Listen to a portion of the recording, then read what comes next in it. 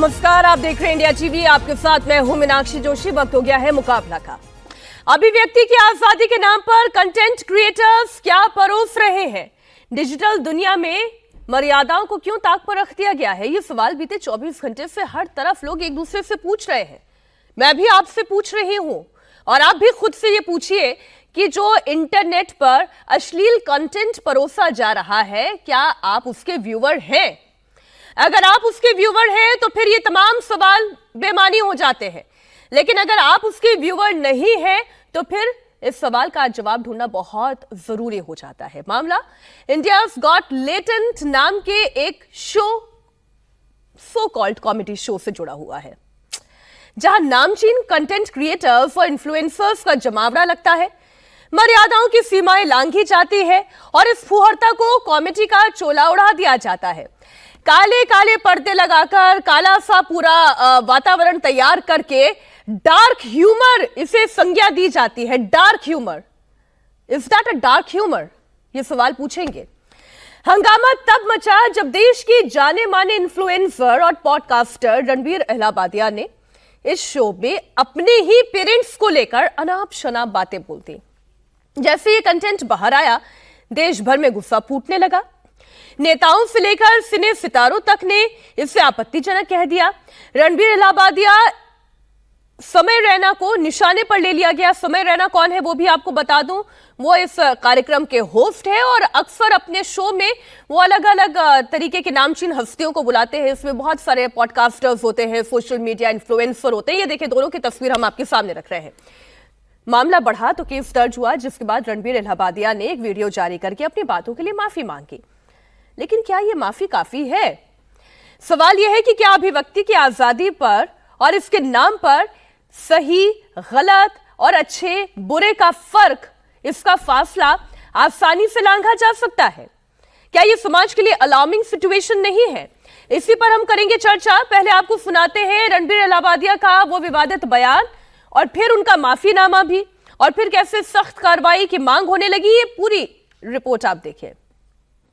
मुझे भी इसकी जानकारी मिली है, मैंने अभी तक उसको फर्स्ट हैंड देखा नहीं है, लेकिन बहुत भद्दे तरीके से कुछ चीजों को कहा गया है, प्रेजेंट किया गया है, ऐसा मुझे भी पता चला है, जो बिल्कुल गलत है।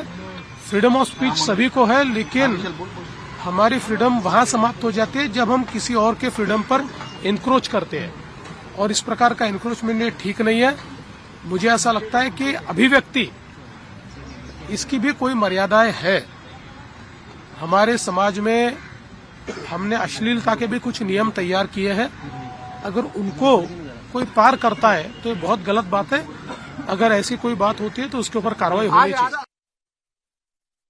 शॉकिंग है वो वीडियो, और मुझे लगता है चाहे महिला हो या पुरुष, इस प्रकार के भद्दे मजाक सोसाइटी इसको कभी भी एक्सेप्ट नहीं करती और ना ही ये एक्सेप्टेबल है।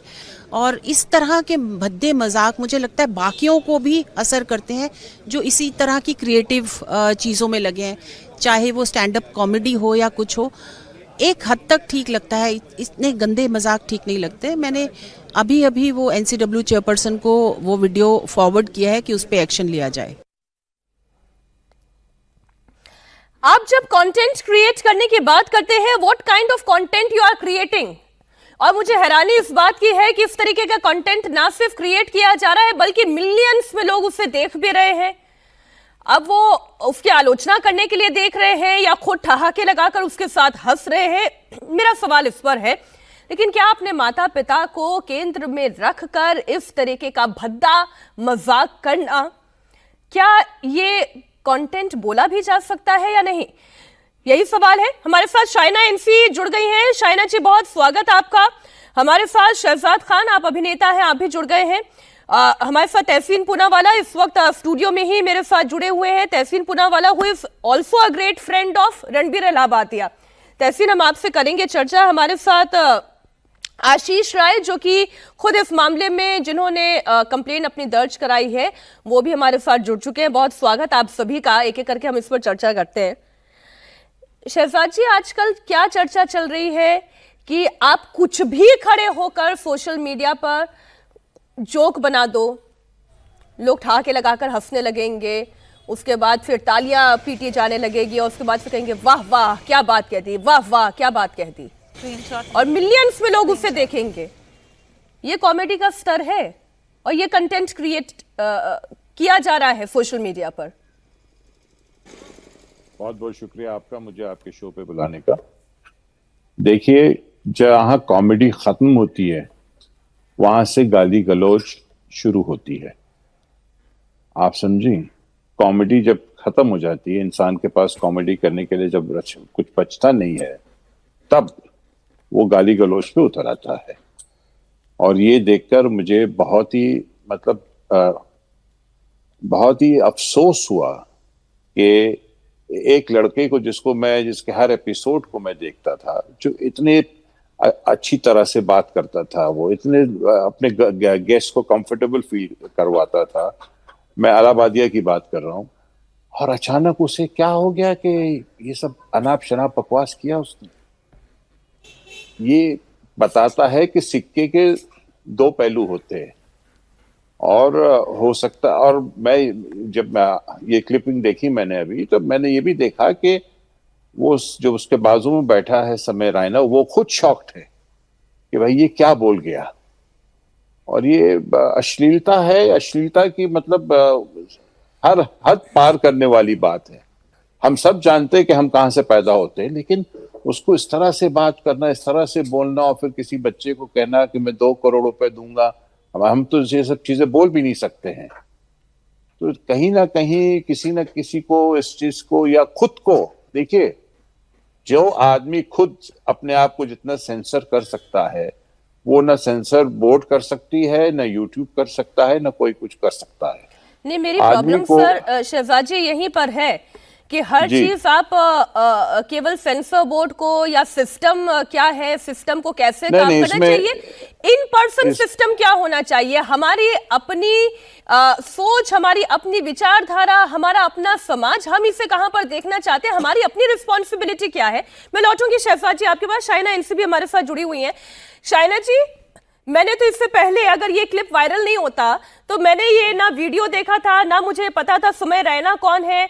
ये तो अमिताभ बच्चन जी के शो में आए तो मुझे पता चला कि अच्छा ये एक हस्ती है, ये एक बड़े इन्फ्लुएंसर है, लेकिन इस तरीके का कंटेंट ये परोसते हैं, तो मैं हैरान हो गई कि ऐसे लोगों को भी सत्कार दिया जाता है। रणबीर अलाहाबादिया इतना अच्छा कंटेंट क्रिएट करते करते ऐसी चीप जोक्स कर रहे हैं। क्या हो रहा है हमारे देश को? सबसे पहले तो मैं ये कहूँगी कि रणबीर अलाहाबादी को अपने आप को एक पॉजिटिव रोल मॉडल के दृष्टि से पेश करना चाहिए। उनके पास इतने लाखों करोड़ों फॉलोअर्स हैं, ना सिर्फ भारत में, विश्व भर में। तो यूट्यूब का कोई भी प्लेटफॉर्म पॉजिटिवली भी इस्तेमाल किया जा सकता है। कौन बोल रहा है कि आप कॉमेडी नहीं कर सकते? स्वाभाविक रूप से कॉमेडी कीजिए, लेकिन ये समझ लीजिए कि फ्रीडम ऑफ स्पीच और फ्रीडम ऑफ वल्गैरिटी में ज़मीन आसमान का फ़र्क है। जहां आप वल्गैरिटी और लोगों की ज़िंदगी में एनक्रोच करते हैं, तो क्यों नहीं कानूनी तौर पे मुंबई पुलिस या NCW अपनी भी कार्रवाई करें। जब आप अश्लील शब्दों का इस्तेमाल करते हैं, और इस दृष्टि से जहां हम एक समाज में रहते हैं, वहां बच्चे हो, बुजुर्ग हो, एक संस्कृति सभ्यता भारत का प्रतीक माना जाता है, और वो संस्कृति सभ्यता के विपरीत आपको जो लगता है कि ये विदेशी कल्चर आप यहाँ अपना सकते हैं और अश्लील शब्दों और भाषा का उपयोग कर सकते हैं, और फिर कहेंगे कि ये तो फ्रीडम ऑफ स्पीच या फ्रीडम ऑफ एक्सप्रेशन था, मैं मानती हूँ कि बिल्कुल गलत है। तो मैं जो सोशल मीडिया पे हम अभी देख रहे हैं, the outrage we are seeing on social media, वो जायज़ है, और लोगों को अपनी आवाज़ बुलंद करने के लिए कोई नहीं रोक रहा है। लेकिन जो आपकी आवाज़ से एक गलत संदेश दे रहे हैं, way you cross all lines and boundaries, तो मैं मानती हूँ कि ये एक मुंह तो जवाब है जनता के तरफ से। और मैं स्वागत करती हूँ उन जनता ही है ना जिनके पास जी, मेरी तो आपत्ति भी इस बात को लेकर है कि इसको देखने वाले भी a set of people is there in our society जो ये देख रहे हैं। तहसीन पूनावाला हमारे साथ स्टूडियो में जुड़े हुए हैं। तहसीन, आप खुद एक सोशल मीडिया इन्फ्लुएंसर है, आप टीवी पर्सनालिटी है और रणबीर अलाहाबादिया के दोस्त हैं। आपका दोस्त हंस हंस के ठहाके लगाकर जो कह रहा है उससे तो मैं दोहरा भी नहीं सकती। You find it right? No I don't, मुझे कंटेंट पसंद नहीं आया। मैंने उससे बात कही, आज ही कही, उसने माफ़ी मांगी है। कभी कभी लोग कुछ कह जाते सिचुएशन में, वो ठीक हो ना हो, और उसने उसके लिए माफ़ी मांगी। मुझे लगता है कि वहाँ तक बात जो कंटेंट था ठीक नहीं था। उसने ये भी रिक्वेस्ट किया प्रोड्यूसर्स को कि उस कंटेंट को निकाल दिया जाए, अपलोड ना किया जाए, and I think that's fair. गलती हुई है उससे, उसने माफ़ी मांगी है, उसने कहा कंटेंट को अपलोड ना करो। लेकिन मुझे जिस बात से बहुत परेशानी है कि हम पुलिस एक्शन की बात करते हैं, हम एक पुलिस स्टेट, देखिए उसके कंटेंट को आप पसंद नहीं करते, जेन्युइनली उसने भी माफ़ी मांगी, मुझे पसंद नहीं आया, आप वो मत देखो, उसने कहा उसे निकाल दो। कल आप ये लाइन हर चीज़ में आपको पुलिस को ले आना है, ये मुझे लगता है कहीं ना कहीं गलत है। और अगर इस चीज़ से आपको आपत्ति, उसने जोक्स क्रैक किए, गलत जोक्स थे, वल्गर जोक्स थे। आपके आर्टिस्ट के सॉन्ग्स के नाम बताओ, मैं वो सॉन्ग्स के नाम बोल सकता हूँ, मैं बोल सकता हूँ? मैं नहीं बोल सकता हूँ। आप पे और मेरे पे यहाँ पे बैठे जो लोगों के पास कोई जॉब नहीं, केस कर देंगे आप पे और मेरे पे, और बेचारे रजत जी को भी बुलाएंगे। मैं बता रहा हूँ, वो आर्टिस्ट, उनके सॉन्ग्स यूट्यूब पे फ्रीली घूमते हैं, और कुछ लोग पॉलिटिकल पार्टीज के लिए वो आर्टिस्ट कैंपेन करते हैं, अवार्ड्स भी मिलते हैं उन आर्टिस्ट को। सॉन्ग के माँ बहन के ऊपर सॉन्ग्स है, नहीं बोल सकते हम नाम। आपको मैं बताऊं, आपके नेटफ्लिक्स पे और बाकी ओटीटी पे कौन से शोज आते हैं?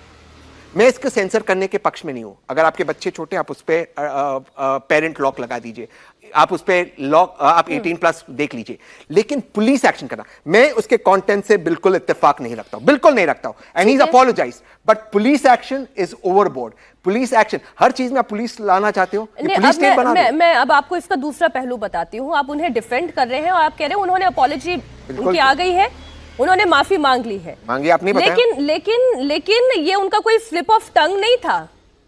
ये सोचे समझे तरीके से उन्होंने इन शब्दों का इस्तेमाल किया था, इस जोक को उन्होंने क्रैक किया था। क्यों? क्योंकि ये भी मुझे सोशल मीडिया ही बता रहा है। एक फॉरेन शो है, और मैं उस शो का नाम पता नहीं ले सकती या नहीं ले सकती हूँ, बट ट्रुथ ड्रिंक, उसमें exactly same word same line repeat की गई है, और वही बात रणबीर अलाहाबादिया ने same word same line repeat की है। It means it was pre decided. उन्होंने सुना, उन्हें अच्छा लगा, उन्हें लगा कि ये इस तरीके का प्लेटफॉर्म है, क्यों ना यहां पर इस चीज को रखा जाए। यानी आप सोच समझ कर आए थे ना, ऐसा नहीं था कि वहां पे हंसी मजाक चल रहा था और उस हंसी मजाक में आपको लगा कि मैं एक बात बोल देता हूं, मजा आ जाएगा। आप सोच कर आए था क्या? आप सोच कर आए थे कि मुझे ये बोलना है? उसने कौन सा शो देखा, कहां से कंटेंट उठाया नहीं उठाया, या कोई और कंटेंट को एक गलत जगह पे इस्तेमाल किया, वो उस चीज में मैं नहीं जानता हूं। बट मैं वही कह रहा हूं, एक चीज होती है, आपको रणवीर से प्रॉब्लम है क्योंकि वो सक्सेसफुल है, please by all means hate him, don't watch his podcast, don't watch his shows. मैं उसके साथ हूं, आपके साथ, वो निकाल देना कंटेंट, मैं आपके साथ हूं। लेकिन ये हिपोक्रेसी है। सबसे ज्यादा पॉर्न इंडिया में कंज्यूम होता है, सबसे ज्यादा पॉर्न, मीनाक्षी जी, इंडिया में कंज्यूम होता है। क्यों? कौन देख रहा है? फॉरेनर्स देख रहे हैं सबसे ज्यादा पॉर्न इंडिया में। यूट्यूब पे तो नहीं दिखा रहे हैं ना, ये तो YouTube पे दिखा रहे हैं, सब्सक्रिप्शन ले रहा है। तो उसने बोल दिया कि निकाल दो। नेटफ्लिक्स पे भी सब्सक्रिप्शन होता है, अडल्ट शोज आते हैं उसके ऊपर, नेटफ्लिक्स में भी आता है, आपके Z5 सबके ऊपर आता है अडल्ट शोज, तो उसमें भी सब्सक्रिप्शन होता है। ये क्या लॉजिक? जो लोग माननीय प्रधानमंत्री जी को मिलते हैं, उनमें से कई लोगों का कंटेंट होता है सॉफ्ट पॉर्न। आप क्या बात कर रहे हो? ये कौन सी बात? मैं उसके खिलाफ हूं, लेकिन आप सब में एक्शन लो या हिपोक्रेट मत बनो। हिपोक्रेसी मुझे नहीं चलेगी, सब पे एक्शन लो। आप उनको कैंपेनिंग के लिए बुलाओगे, उन सिंगर्स को बस कैंपेनिंग के लिए बुलाओगे? ठीक है, हिपोक्रेसी नहीं चलेगी। मैं आपके पास आ रही हूँ आशीष जी। संजय निरुपम जी भी हमारे साथ जुड़ गए हैं। संजय जी, बहुत स्वागत आपका इंडिया टीवी पर। डिस्कशन थोड़ा आगे बढ़ चला है, किस तरीके का कंटेंट ओटीटी प्लेटफॉर्म्स पर क्रिएट हो रहा है, किस तरीके का कंटेंट हमारे बच्चे या इस वक्त देश के युवा देख रहे हैं, या तो ऑलरेडी माइंड करप्ट हो चुका है या फिर माइंड करप्ट किया जा रहा है। दोनों में से कोई एक ही तो बात होगी। देखिए, ऑडियो विजुअल सेक्टर में जो अलग अलग प्लेटफॉर्म्स हैं, उस पे कंटेंट कैसा जाना चाहिए, किस हद तक जाना चाहिए, इसके लिए हमारे यहाँ अलग अलग माध्यम और उसके लिए अलग अलग व्यवस्था है।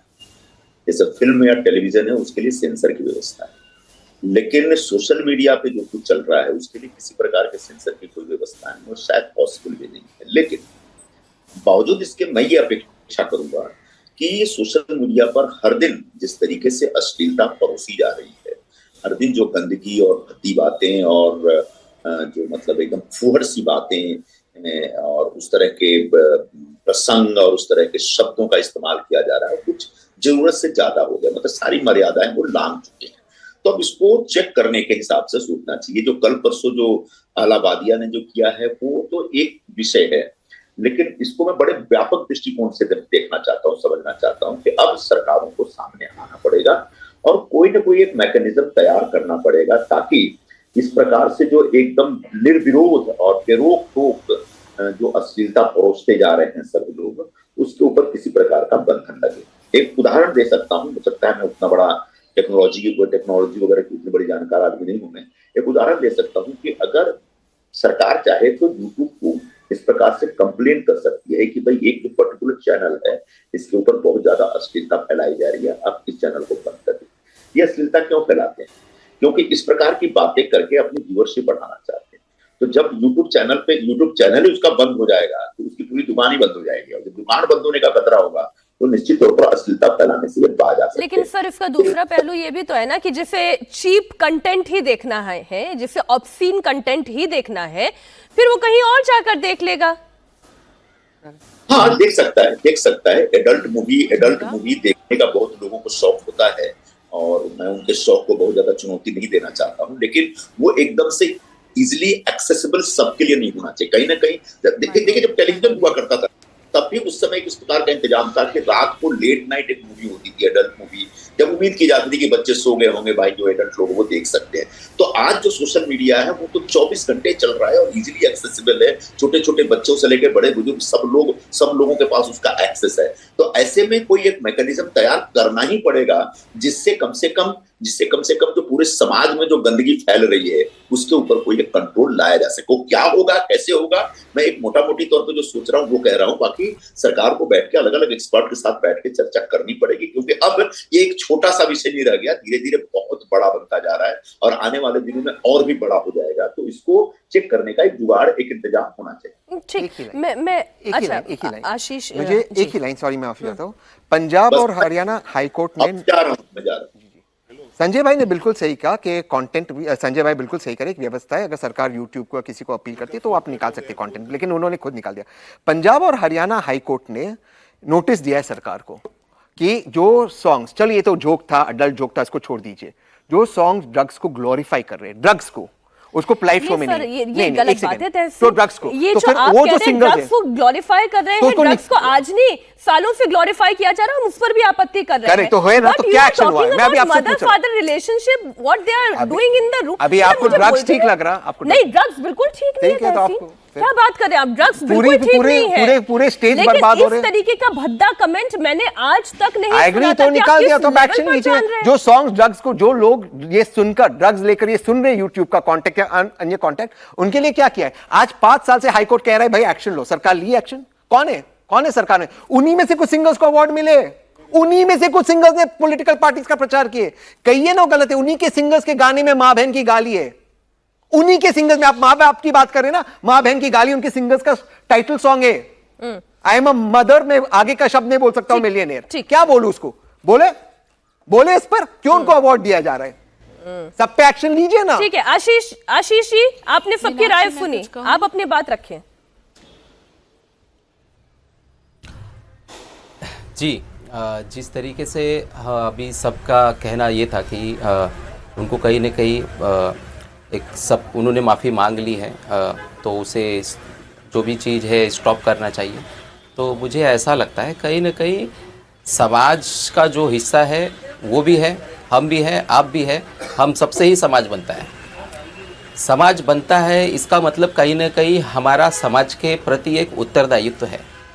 आपका, हमारे संवैधानिक हितों की रक्षा के लिए हमको कुछ संविधान में हमारे राइट्स मिले हैं, तो उस राइट्स को कैसे मिसयूज नहीं करना है, उसे कैसे इम्प्लीकेट करना है, कॉन्स्टिट्यूशन की जो अपनी मर्यादा है उसे कैसे बनाए रखना है, ये हम सब का दायित्व है, ना सिर्फ एक किसी पर्टिकुलर ऑफेंडर का।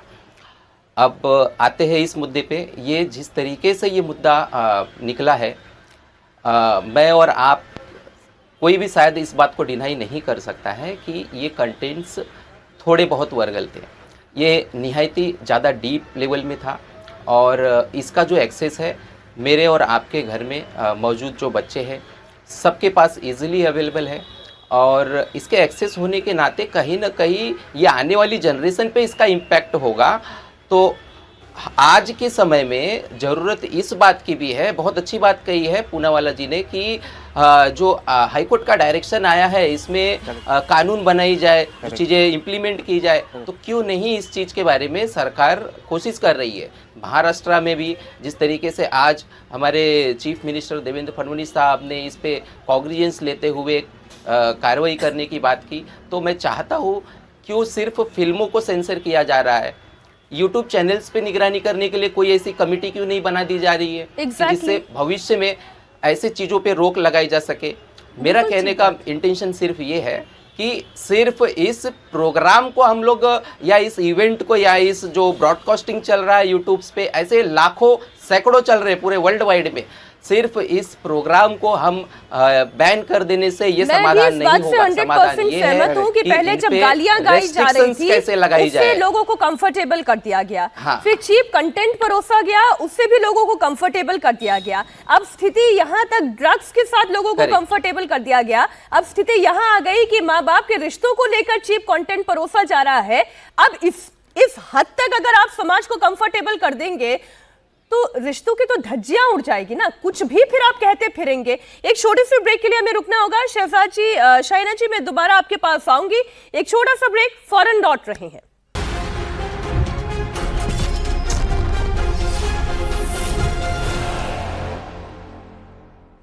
Welcome back. शाइना इनसी हमारे साथ है, शहजाद भी हमारे साथ जुड़े हुए हैं। शहजाद जी, आपने शुरुआत में एक बात कही कि एक समय का निर्धारण होता है, एक रूपरेखा तय की जाती है, कौन सा कंटेंट परोसना है, कौन सा नहीं रखना है, लेकिन हमारी अपनी मर्यादा क्या है?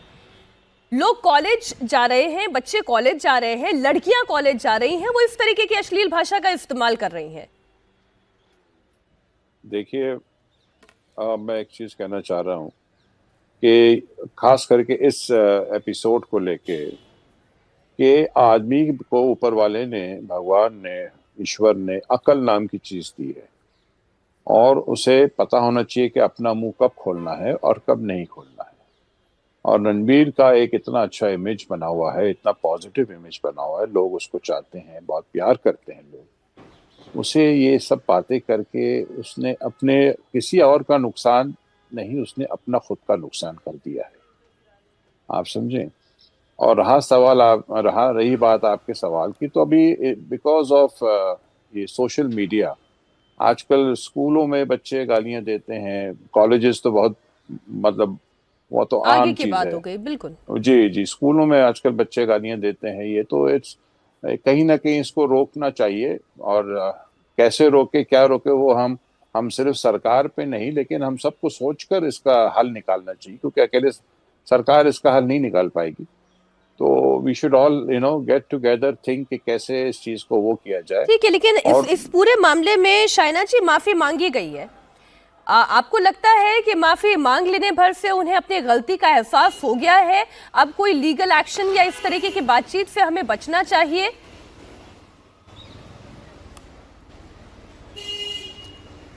मुझे लगता है कि रणवीर आलवादी को आप देखें, उनका ट्रैक रिकॉर्ड देखें तो वो क्वाइट सेंसिबल रहे हैं। एक बार उन्होंने जो कोई गलती की है तो वो गलती स्वीकार करने के बाद माफ़ी मांगना ये जायज़ है।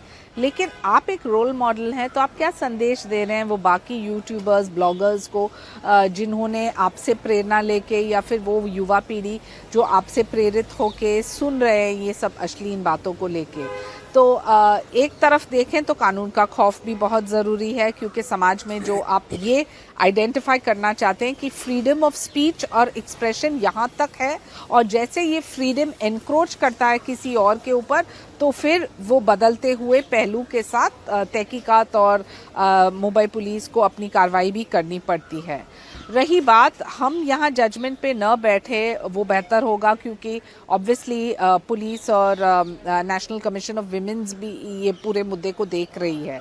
मैं सिर्फ ये कहूँगी कि जब आप एक अपॉलजी देते हैं तो वो अपॉलजी में ये भी कहें, सिर्फ ये बोलना कि सॉरी हैं वो नहीं रहेगा सही। मुझे लगता है कभी कभार ये भी स्वीकार करना पड़ता है कि हम बोलते हैं और फिर कुछ अलग होता है, और जब आपको सही में प्रायश्चित करना है, so then you can give a role model as an example and say you know that this is what actually happened and this is why I choose to apologise.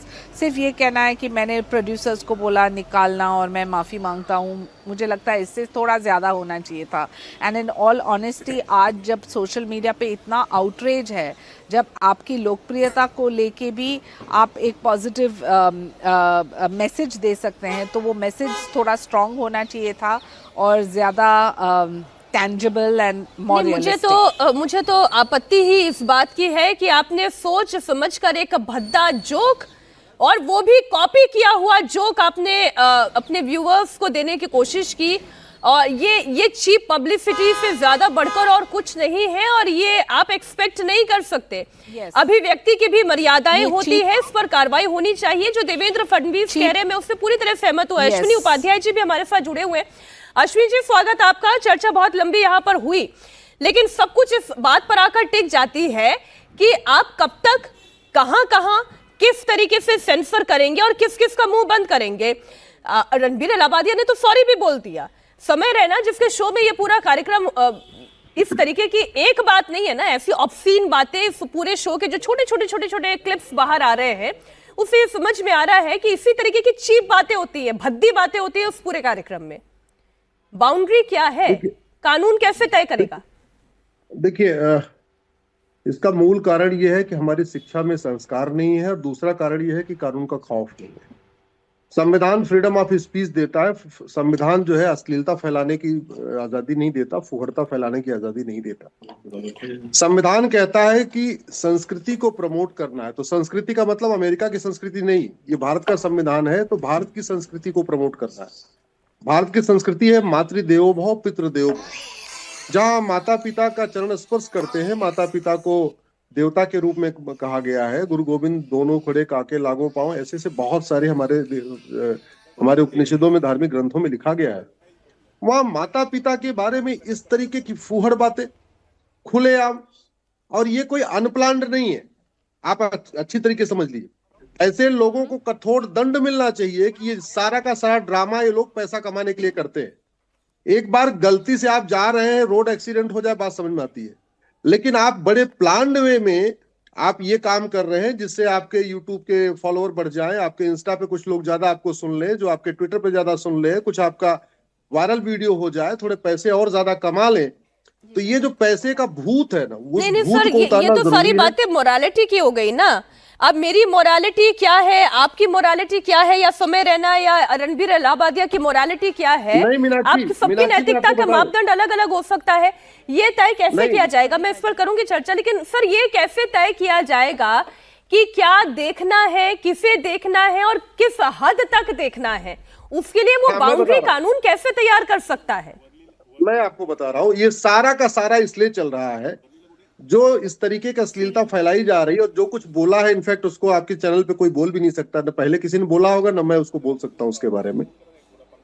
इसका मूल कारण ये है, जिस तरीके के ओटीटी पे अश्लीलता परोसी जा रही है, वेब सीरीज पे परोसी जा रही है, स्टैंड अप कॉमेडी के नाम पे परोसी जा रही है, फिल्मों से परोसी जा रही है, नग्नता परोसी जा रही है, सीरियल बना बना के परोसी जा रही है, उसका मूल कारण है हमारे पास अश्लीलता नियंत्रण के लिए कोई कानून ही नहीं है। मैं पिछले 10 वर्षों से कह रहा हूं, अश्लीलता नियंत्रण के लिए कानून बनाइए। हमारी यंग जनरेशन बर्बाद हो रही है। 4 साल 5 साल के बच्चों के हाथ में स्मार्टफोन आ चुका है। माता पिता कुछ काम करते हैं, उनको दे देते हैं, चलो ठीक है बच्चा थोड़ी देर गेम खेल लेगा। गेम खेलते खेलते उसके सामने यूट्यूब के ऐसे ऐसे लिंक आ रहे हैं, अब आप कह नहीं सकते। भारत की बर्बादी का एक बहुत बड़ा कारण यह है, जो हमने कभी अश्लीलता नियंत्रण के लिए कोई कठोर कानून नहीं बनाया। 2-4 ऐसे फुहड़े लोगों को अगर हमने जेल में डाल दिया होता, सही हो गया होता। एक बात और खत्म आपको कहूं, भारत की संस्कृति को बचाने की सबसे बड़ी लड़ाई कहां शुरू हुई? महाराष्ट्र से, छत्रपति शिवाजी महाराज से। शिवाजी महाराज ने शुरू किया। आज उसी महाराष्ट्र के मुंबई से भारत की संस्कृति को बर्बाद करने, भारत की संस्कृति को तार तार किया जा रहा है, मुंबई से किया जा रहा है, जिसको आप माया नगरी कह लीजिए, बॉलीवुड नगरी, वो अश्लीलता की नगरी बन चुकी है, फुहड़ता की नगरी बन चुकी है। मेरा तो प्रॉब्लम ही यही है ना कि अगर कोई अश्लीलता फैला रहा है तो हमारी समाज में से तो लोग ऐसे भी है ना जो उसे देख रहे हैं और उनके कंटेंट को हिट करा रहे हैं। इस पे क्या तहसीन पूनावाला एक टेक लेना चाहते हैं आपकी बात पर? बिल्कुल सही। मैं आप हर चीज, अश्विनी जी 2 मिनट प्लीज। हर चीज भारत में बिल्कुल सही कह रहे हैं आप। हर चीज फ्रीडम ऑफ कंटिन्यू करें। नहीं वो बीच में बोले फिर किसी को सुनाई नहीं देगा ना, मेरे को सुनाई देगा ना उनको। देखिए हर चीज कंटेंट ड्रिवन होती है। अगर कोई बना रहा है फैला रहा है तो कंज्यूम भी कर रहा है, इसलिए हम सबसे ज्यादा पॉर्न कंज्यूम कर रहे हैं भारत में। और अश्विनी जी बिल्कुल सही कह रहे हैं, उसके लिए वो लड़ रहे हैं। समाधान क्या है? आप इंटरनेट को बैन नहीं कर सकते। ऑस्ट्रेलिया ने बहुत अच्छा कानून लाया, 16 साल से छोटे उम्र के बच्चों को बिना पेरेंटल परमिशन सोशल मीडिया पर आप नहीं जा सकते। ये सबसे पहला कानून है। सेकंड, जो भी वेबसाइट्स है उसको पेरेंटल प्रोटेक्शन होता है। ये सारी चीजें हैं। लेकिन मैं दोबारा से कह रहा हूं, एक व्यक्ति ने पब्लिकली अपोलोजाइज की, उसने कुछ कहा, गलत कहा, उसने पब्लिकली अपोलोजाइज की, सब लोग यहां पर उसको सर्टिफिकेट दे रहे। वो बहुत स्पिरिचुअल व्यक्ति, उसकी सारी चीजें जो है वो बहुत अच्छी बातें करता है। एक गलती की, उसने माफी मांगी उस चीज की, उसने कहा कंटेंट निकालो। लेकिन जो बाकी चीजें हो रही है उस पर हम डिबेट करें, हम व्यक्ति विशेष नहीं, हम प्रॉब्लम पर डिबेट करें, वो बेटर होगा। मेरा ये समाधान है कि हम 16 साल की उम्र के बच्चों को सोशल मीडिया बिना पेरेंटल कंसेंट अलाउ नहीं करें। जो वेबसाइट हो पेरेंटल कंसेंट के थ्रू जाए। तो जैसे अश्विनी जी कहते कि अगर बच्चों के हाथ में मोबाइल फोन आ गया, यूट्यूब और चैनल लिंक पर ही नहीं जा सकता, वो टेक्नोलॉजी अवेलेबल है, एआई के माध्यम से भी अवेलेबल है। बट सवाल ये है, हम इसे व्यक्ति विशेष क्यों कर रहे हैं? उस व्यक्ति ने माफी मांगी है, वो एक स्पिरिचुअल व्यक्ति है, उसका कंटेंट धर्म, स्पिरिचुअलिटी, डाइवर्सिटी भारत को लेकर है, हम उसको व्यक्ति विशेष ना एक एक करके, क्योंकि अब मेरे पास समय कम बचा है। आशीष जी आप अपनी बात रख दें, फिर मैं आगे बढ़ रही हूँ जी। छोटे में जैसा कि अभी पूनावाला जी ने कहा कि चीज़ बनी है, कंज्यूम भी होगी, एक्सेप्टेबल है। इसका मतलब ये नहीं है कि समाज में जो बच्चे हैं जो सांस ले रहे हैं, वो सांस लेने के दौरान हम उन्हें जहरीली हवा दे दें, तो इसका इम्पैक्ट हमें और आपको पता है। जहरीली हवा खाने के बाद वो बच्चों के ऊपर स्वास्थ्य पे क्या इम्पैक्ट होने वाला है। तो इसे हमें और आपको रोकना है, ना कि कोई बाहर से आने वाले हैं। हमारा समाज है, आपका समाज है, बच्चे आपके हैं, हमारे हैं, परिवार आपका है, हमारा है। तो मैं चाहूँगा शॉर्ट में कि सरकार इसमें जल्द से जल्द पूरे भारत में एक नई कानून बनाई जाए और ऐसे चीज़ों पे रोक लगाई जाए। बस इतना ही कहना है। ऐसे लोगों को जब तक 2-4 लोगों को 4-6 साल की सजा नहीं होगी तब तक कानून का खौफ नहीं पैदा होता। ऐसी फुहड़ता दुबई में क्यों नहीं है? ऐसी फुहड़ता कुवैत में क्यों नहीं है? ऐसी फुहड़ता सिंगापुर में क्यों नहीं है? ऐसा फ्रीडम ऑफ एक्सप्रेशन के नाम पे जापान में फुहड़ता क्यों नहीं है? ये सारी फुहड़ता भारत में क्यों है? क्योंकि हमारा कानून घटिया है, कानून सड़ा हुआ है। अश्लीलता नियंत्रण के लिए कोई कानून ही नहीं हमने बनाया हुआ है। आप मुझे कहीं एक धारा बताइए जहां इस तरीके के माता पिता भाई बहन के रिश्ते को तार तार किया जा रहा है। शाइना जी आप भी अपनी बात रख लें, मेरे पास समय की कमी है। जी शाइना जी। मुझे लगता है मीनाक्षी जी हर एक व्यक्ति को अपने आप को you should lead by example. और रणवीर अलावादी को ये सोचना चाहिए कि लाखों करोड़ों फॉलोअर्स हैं, पॉजिटिव इन्फ्लुएंस दे। कॉमेडी की मर्यादा होती है, कॉमेडी आप ज़रूर पेश कीजिए, लेकिन इसको वल्गैरिटी के रूप में ऐसे कहना, तो please understand the boundaries of freedom of expression and freedom of vulgarity. और जैसे आप इंक्रोच करते हैं किसी के फ्रीडम के ऊपर, तो कार्रवाई तो स्वाभाविक है। आप जो सही में एक रोल मॉडल बनना चाहते हैं तो अनकंडीशनल अपॉलजी के साथ दिखाइए आपके कॉस्ट करेक्शन में कि हाँ हमें लगता है कि ये गलत हुआ है और इस वजह से हम ऐसे करेंगे, नहीं तो लोग आपके ऊपर विश्वास नहीं करेंगे। बिल्कुल ठीक बात। एक ही लाइन, जिन मुल्कों का नाम अश्विनी भाई ने लिया, दुबई और कुवैत, वो डेमोक्रेसीज ने। जापान का नाम उन्होंने लिया। जापान और कोरिया, साउथ कोरिया का कंटेंट सबसे ज्यादा भारत में कंज्यूम होता है। कभी अश्विनी जी कंटेंट देख लेना, पर वो रेगुलेटेड कंटेंट है, तो रेगुलेशंस के लिए जाए। मैं वकील साहब जो आशीष भाई उनकी बात से बिल्कुल इत्तेफाक करता हूँ। रेगुलेशन सरकार को लाना चाहिए और उम्मीद है शाइना जी है वो कुछ करेगी इस रिगार्ड में। शाइना जी इस चीज में बहुत आगे है और वो करेगी। रेगुलेशन सरकार एक हद तक कर सकती है, कानून एक हद तक बनाया जा सकता है, लेकिन मेरा मत यह है कि जब तक आप खुद अपने आप को रेगुलेट नहीं करेंगे, आप सेल्फ रेगुलेशन अपने ऊपर लागू नहीं करेंगे, तब तक ऐसे कंटेंट बनते रहेंगे, ऐसे कंटेंट बिकते रहेंगे और लोग इस फुहड़ता पर पैसे कमाते रहेंगे। बहुत शुक्रिया आप सभी मेहमानों का हमारे साथ जुड़ने के लिए, चर्चा में शामिल होने के लिए।